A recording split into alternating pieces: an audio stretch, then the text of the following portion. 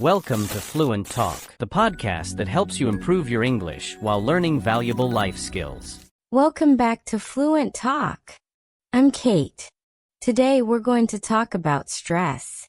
Let's talk about it and how to handle it one phrase at a time. Right, Luke? Sure. So if you've been feeling overwhelmed, anxious, or just tired, this episode is for you. We're going to talk about it and help you learn some real vocabulary to express yourself better in moments like that. And to make sure you get the most out of this episode, we're excited to have Ellie joining us today. Welcome, Ellie. Hi, everyone. I'm Ellie, and I'm thrilled to be here helping you understand and express yourselves better in English, especially when it comes to tricky topics like stress. Don't worry if something sounds new. I'll be here explaining key expressions and giving you clear examples to make it useful. That's fantastic, Ellie. So let's dive right in. Have you ever felt like you're holding it all together, but just barely? Like one more thing, one more email, one more problem, and you'll break? Yeah, like when your brain won't shut up, your heart's racing, and you're not even sure why. That's stress, and it shows up everywhere. We get it. We felt it too. And today we're going to talk about it. Not just to vent, but to help you find the words for it in English. Because naming what you feel is powerful, especially in another language. So Luke, be honest. How stressed were you last Monday? Ugh, 11 out of 10. My to-do list felt endless. Totally get it. And that's exactly why we're doing this episode. Everyone feels stress. But many English learners don't know how to talk about it naturally. Right. A good phrase to know is, I'm under a lot of pressure. It's more formal than I'm stressed, but great for work or emails. Example, I'm under a lot of pressure at work this week. Let's throw out some common phrases people say when they're stressed. Kate? I'm overwhelmed. I've got too much on my plate. I can't catch a break. Have you heard those? Yes. Let's break them down. Overwhelmed means you feel like everything is too much, emotionally, mentally. Too much on my plate is a metaphor. Imagine your dinner plate is full, and now life keeps adding more. And can't catch a break means everything keeps going wrong. So let's be real. What's something that always stresses you out? For me, it's talking on the phone in another language. And if that's you too, listener, here's a phrase. Talking on the phone makes me anxious. Anxious is a little different from stress. It's more about nervous energy. Yeah, anxious feels like your body is buzzing with nerves, even when nothing is actually wrong. Like before a big presentation or meeting your partner's parents. Oh wow, yes. Or getting unexpected emails with the subject line, "We need to talk." Instant panic. And here's a great phrase to describe that kind of stress. My heart was racing. That's so true. And sometimes, even little things, like running late or losing your keys, can trigger that feeling. Yep. It's not always huge events. Everyday chaos counts too. And listeners, it's important to remember, stress isn't just mental.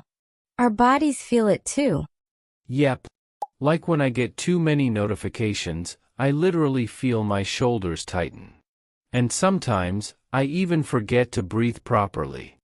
Same. And I start snapping at people. That's how I know I've hit my limit. Snap at people means we get irritated and say something rude, even if they didn't do anything wrong. It's like when stress builds up and we just explode a little. There's a term for that too. I'm at my breaking point. It means you can't handle any more pressure. I think a lot of people live close to their breaking point and don't even realize it. They've gotten used to operating in survival mode. Here's another phrase. It all came crashing down. Use it like, I was trying to hold it together, but then it all came crashing down. Wow. That's deep. And also real. I once had a moment like that. I was juggling a full-time job, studying at night, trying to be social, and then my dog got sick. I just sat in my car and cried. Thanks for sharing that. It's important we normalize that kind of vulnerability. Yes, and it shows emotional intelligence too. Knowing when you need to pause or ask for help.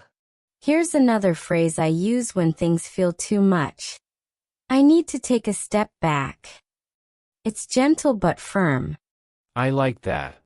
Also, I'm reaching my limit. Or simply, I need a break. All of these are excellent ways to express emotional awareness in English. Okay, listeners, here's a challenge for you. Think of a moment when you felt overwhelmed recently. Try describing it in English using one of today's phrases. Leave it in the comments below. You could even journal it, something like, last Friday, I was under a lot of pressure at work. I had too much on my plate and couldn't catch a break. I was really on edge. And if you do that regularly, even a few lines a day, you're building both language and self-awareness. Ellie, let's do a mini vocabulary quiz. I say the phrase, you explain it. Love this. Let's go. Burned out. That's when you're exhausted, mentally and physically, usually because of work. Example, I feel burned out after working overtime all month. On edge. Means you're nervous or irritable, like anything could make you snap. Like me before coffee. Let's talk about solutions. What do you do when you're feeling stressed? Music. Or walking my dog. Meditation for me, and writing things down. Gratitude journaling helps. Here are some useful expressions. I blow off steam by going to the gym. Equals I release tension and feel better by exercising. I take deep breaths to calm down. I try to focus on what I can control. I also started limiting my screen time. I noticed that too much scrolling just makes me more tense. Oh yes, doom scrolling is real. I try to set boundaries, like no emails after 8 p.m. That's a great habit. Here's a phrase, I unplug to recharge. You can say, after work, I unplug to recharge, no screens, just rest. By the way, you know what I heard recently? Your brain is like a phone battery. Oh yeah, I heard that too. Just like your phone, it needs real time to recharge, not just background apps running. Exactly. Watching TV or scrolling isn't always rest. Sometimes, we think we're relaxing, but we're actually draining energy. So true. Recharge doesn't have to be complicated. A short walk, sitting outside, or just pausing. We often mistake distraction for rest. Like checking your phone in the morning, you let 100 people into your mind before you're even awake. That's why some experts recommend waiting 10 minutes after waking before you check your phone. Let your mind come online first. And keep your phone in another room while working. If you need to get up to check it, you're less likely to doom scroll. Those small behavior changes can have a huge impact. They also help recover real energy, not just refill dopamine. Right. Before we wrap up today's vocabulary, let's talk about something small, but powerful. Small wins. Ah yes, the unsung heroes of mental health. Sometimes all it takes is checking one thing off your list to feel like a champion. Exactly. When we're feeling overwhelmed, it helps to break things down. One task, one moment, one breath.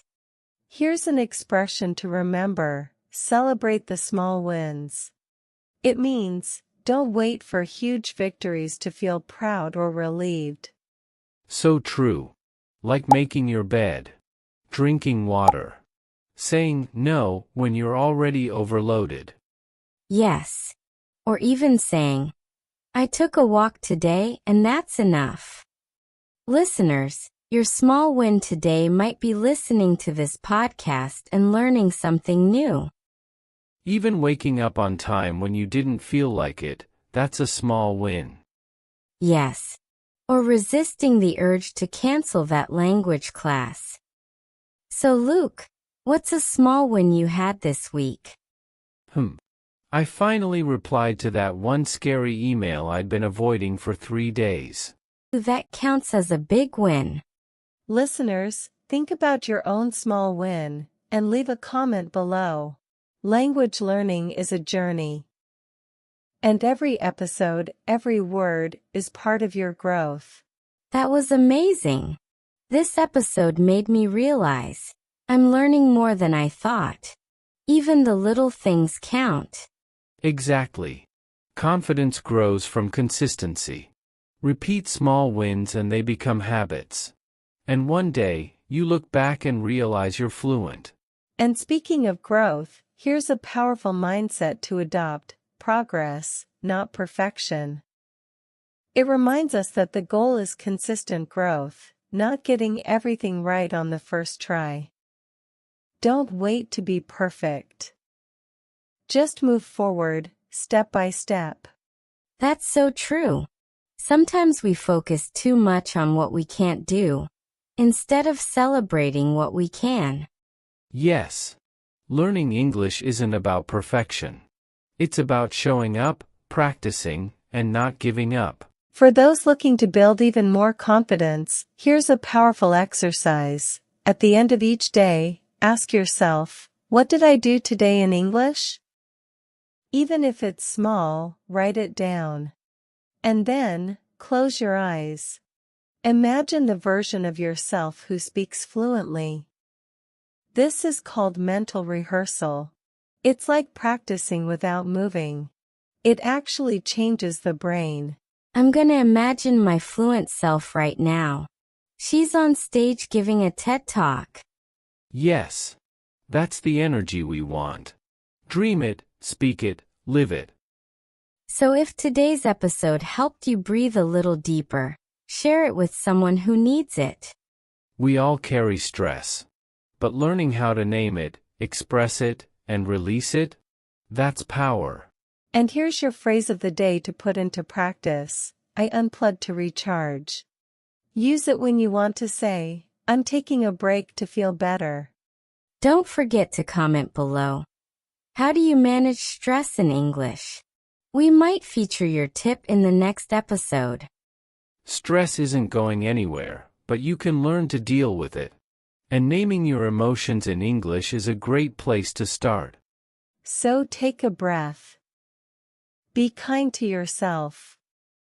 And remember, you're not alone in this. Thanks for listening to Fluent Talk. Don't forget to follow us, and if this episode helped you, share it with someone who might need it too. Keep learning, keep winning. See you next week on Fluent Talk Podcast.